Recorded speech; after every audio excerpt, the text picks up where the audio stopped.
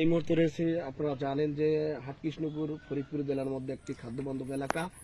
আসসালামু আলাইকুম, সর্দার সাইদ ইউটিউব চ্যানেলের পক্ষ থেকে এবং ফেসবুক পেজের পক্ষ থেকে আপনাদেরকে আন্তরিক অভিনন্দন।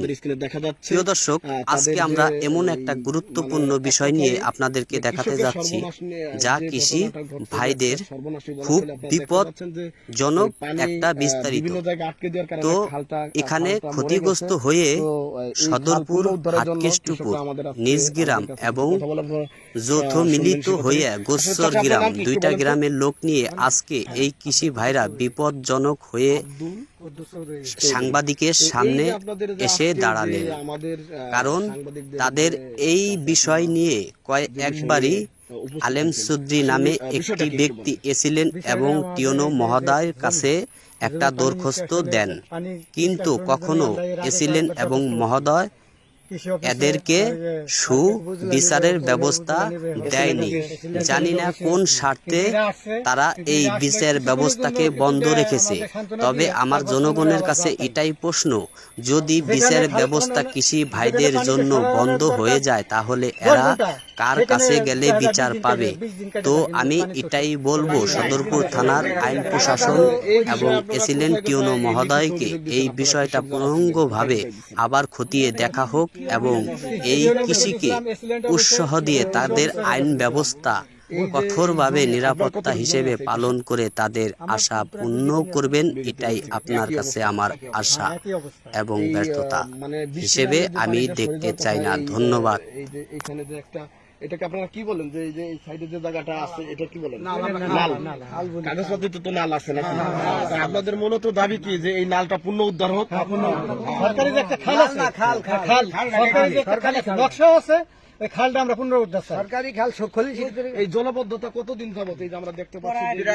2 বছর উপরে, 3 বছর ধরে, 3-4 বছর কি বেশি। 98 পর থেকে এই আস্তে আস্তে সবাই পর্যায়ক্রমে যার মতো করে সবাই আটকে ফেলাইছে, বুঝছেন? ভাই আপনারা একটু বলেন তো। আমার নাম মোহাম্মদ শাহিদ, বাড়ি এখানে। আমার এই জমি, এই জমি আমি 3 বার করে ধান লাগাইছি। এই জমি ফসলি জমি, 3 খন্ড জমি হয় আমার। এই জমিতে গতবার আমি একবার মুসুরি বুনেছি, সেই মুসুরি পানির জন্য মার গেছে। তারপরে বুনেছিলাম হলো কালিজিরা, তাও মার গেছে। পরে আর আমি বুনের পারি নেই পানির জন্য। তাই এবার এখনো 2 বার আমি ধান লাগাইছি, 2 বারই আমার ধান মার গেছে। বড় বড় প্রভাবশালী যারা আছে, জসিম মেম্বার আছে, গ্যাসির আছে, কুদ্দুসিয়ারি, এরা সবাই এই এলাকার প্রভাবশালী লোক। তারা খালের মাথাতে বাইন্দা যার যার মতো করে বাড়ি ঘর, কে দোকান উঠেছে, কে ঘর বাড়ি উঠেছে, এভাবে উঠে সব পুরোটা খাল। আসলে এই যে ভাই যে কথাগুলো বললো, যাদের নাম বললো, আসলে কি ঘটনা সঠিক? সব সত্য। আরো আছে আবু বকর শেখ, এই যে কুদ্দুসিয়ারি, এরা সব বানছে। আর কি কয় জানেন? কয় যে আপনারা থানায় যান, কোর্টে যান, কেস করেন, মামলা করেন, এই হুমকি দেয় আমাকে। এই চকে সবার এই সবারই মনে করে 3 বিঘা থাকে, সবাই বুঝে আছে।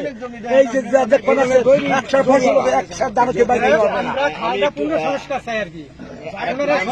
যে এই জমিতে ফসল আপনাদের বছরে মানে কয় ধরনের ফসল? 3 ধরনের হয়, 3 ফসল হয়।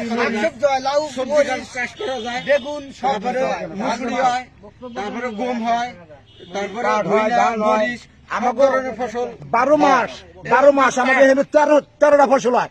এই যে এই বৃষ্টি নাইটকে থাকে আমাকে পোলাবার খাই নেই, বাস আর আমরা ভাতে মরে আমাকে বিকেট জোলাতে কত গাছ থাকতো আসেনি। ওই জুমে গাছ, ওই বেবাক মার, কত গাছ, ওই যে জাংলা বেবাক মার। আমার নাম ইসাক চৌধুরী। এই ধানটা আপনার এই বইয়ের পানি আমাদের এই যে কৃষি অফিসারের কাছে আমাদের বিনীত অনুরোধ থাকবে যে আমাদের এই পুনরায় যে খাল পানি জলবদ্ধতা হয়ে থাকে, এটা নিষ্কাশনের জন্য আমরা তাদের প্রতি বিনীত অনুরোধ থাকবে যে পুনরায় আমাদের এই খালটা খনন করে আমাদের জলবদ্ধতা নিরসন করে। এটা কি আপনারা যে এই যে লিখিত অভিযোগ দিচ্ছেন, প্রিয় দর্শক আপনারা দেখতে পাচ্ছেন যে এখানে কিন্তু আমরা এই লিখিত অভিযোগের কপি দেখছি। কুদ্দুস চৌধুরী, আলেম চৌধুরী, তিনি কিন্তু একটি লিখিত অভিযোগ দিয়েছেন উপজেলা কৃষি অফিসার সদরপুর, আপনারা দেখতে পাচ্ছেন। তবুও কিন্তু টনক নড়ে নাই। আমরা দেখানোর চেষ্টা করছি। উপজেলা নির্বাহী অফিসার গুরুত্ব দেয় নাই। এখানে কয়েকবার আইসে, এই জায়গায় আইসে তারা দেখছে যে আমাকে এমনি এটা সান্ত্বনা দিয়ে যায় যে এটা ঠিক হয়ে যাবে, সবকিছু ঠিক করে দেবো, কিন্তু কৃষি অফিসার তার সেইভাবে সৎ কোনো উদ্দেশ্য নেয় নাই। এমনকি তাদের আত্মীয় স্বজন হয় জসিম তার পুত্র হয়, তার ভাইয়ের সাথে তার বাস্তি দিছে। এই কারণে আমাদের এই সমস্যাটা সমাধান সে করে নাই, সে তাৎক্ষণিকভাবে আমাকে এটা বুঝ দিয়ে চলে গেছে।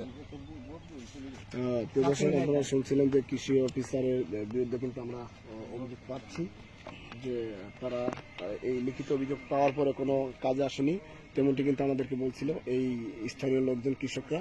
আপনারা শুনছিলেন। সবাইকে অসংখ্য ধন্যবাদ, ভালো থাকবেন। চাচা, এই যে বিল্ডিংটা আমরা দেখতে পাচ্ছি, এই জায়গাটা কি মালিকানার জায়গার মধ্যে আছে না সরকারি জায়গার মধ্যে আছে? হ্যাঁ, খালের ভিতরে। তার ছেলেরা আছে জসিম ফকির, আচ্ছা আচ্ছা আচ্ছা, আপনার নামটা একটু বলেন তো। আপনার নামটা একটু বলেন তো। আপনার ছোটবেলায় এখানে কি দেখতে পেয়েছেন? খাল ছিল। তো এখন এই যে যে খালটা ভরে বিল্ডিং হয়েছে, এই জায়গাটা কি কেউ ক্রয় করছে না এমনি ক্ষমতা দিয়ে? কারা এরা, কারা? নাম কি একটু বলবেন? জি, এরা। আপনারা এখন কি চাচ্ছেন? এই জায়গাটা কি পূর্ণ উদ্ধার চান? জি, পূর্ণ উদ্ধার চাই।